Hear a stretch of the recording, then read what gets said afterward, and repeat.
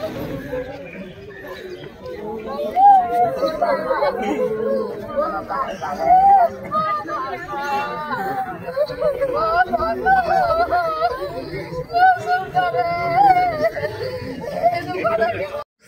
गोली मृत्युवरण कर forest guard Prahlad प्रधान।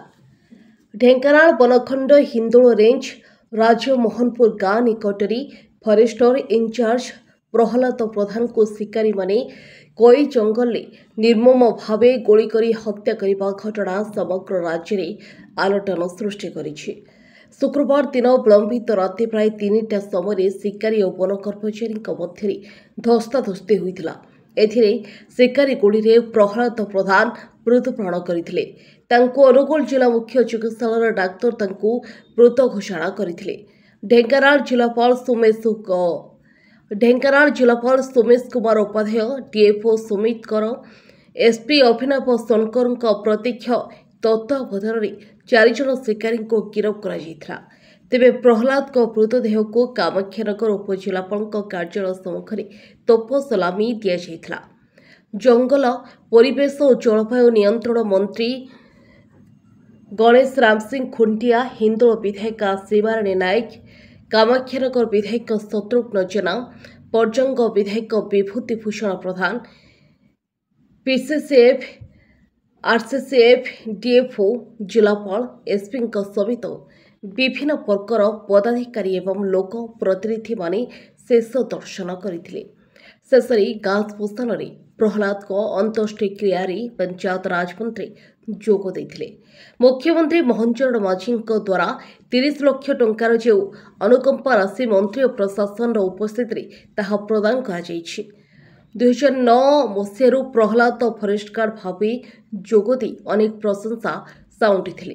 तांको श्रेष्ठ वनरक्षी सम्मान रे सम्मानित करा जायथिला। आज्ञा देखो बड़ दुख एवं परितापर कथा। मु भी बहुत दुखित। फॉरेस्ट फोर्स जने जवान शहीद होइछन्ते एवं मु मंत्री हला परे तांको साहसिकता तांकर भल काम पई वर्ल्ड फॉरेस्ट डे रे तांको अवार्ड कराइथिला। तो निश्चित भाव में फॉरेस्ट डिपार्टमेंट जने योद्धा जने जवान को नष्ट करछि काम पे एवं दुखदायक कथा।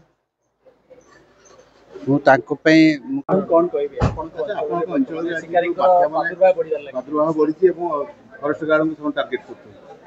निश्चित भाव आज जो दुर्घटना हेछि आमे समस्ते मर्माहत बहुत दुखित।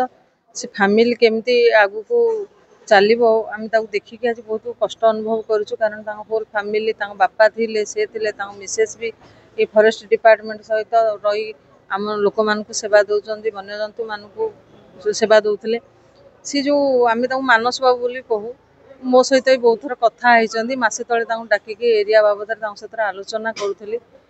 इठी जो पूर्वर थिला हाथी मारिया माफिया माने बहुत हिंदोल कथा आप जानते हिंदोल माफिया मानकर आडास्थली होती किंतु ये जो आज जो दुर्घटना निश्चित भाव में सरकार भी मर्माहत होती। माननीय मुख्यमंत्री परिवार 30 लाख टंका क्षतिपूरण देवाई घोषणा कर डिपार्टमेंट जहाँ दब ये तो आम खुशी नुह जे आम किसी क्षतिपूरण दौचु किंतु सेठिकार जो माफिया माने विभिन्न समय से अंचल को क्षतिग्रस्त करुँच सरकार तरफ के क्षमा दिहबनी। आज 4 जन को धरा आहरी केते टीम भितर रही एसपी जाते आम निर्देश देचु प्रकृत में तार रूट कौटी अच्छी बाहर कर। ब्यूरो रिपोर्ट स्वर्ण न्यूज।